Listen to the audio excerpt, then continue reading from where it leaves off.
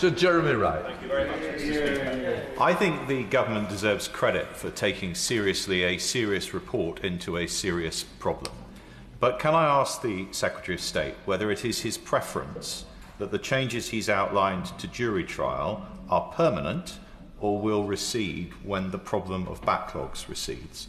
Can I also ask him, in relation to judges alone deciding either way cases, he knows that Sir Brian's recommendation is that the presumption should be that for cases where the sentence may be 3 years or less, that it should be a judge-only trial, but that, of course, is a presumption that could be rebutted. Is it the government's intention that that should be a presumption, not a definitive rule? And finally, he knows that Sir Brian also recommended that the plea hearings be pushed back to allow for advice on guilty pleas to be given more clearly and more fully, and that is likely to increase the number of guilty pleas, preventing cracked trials.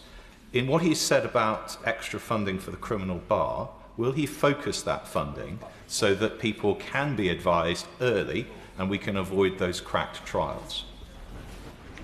Justice Secretary.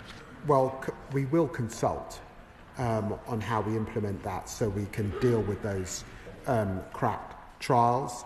I'm pleased that he recognises the importance of Sir Brian's work and his deliberations with his panel, and it is not my expectation that these rules would change, and that's also because Sir Brian reflected on the complexity and the demand that we're seeing in our criminal justice system. I know, with his tremendous experience, DNA evidence, phenotyping, the range of new laws that this Parliament is introducing, the increase in sexual crimes as a result of smartphones and other technology, all of that requires change in the system. So I do believe the changes that we are making will be permanent.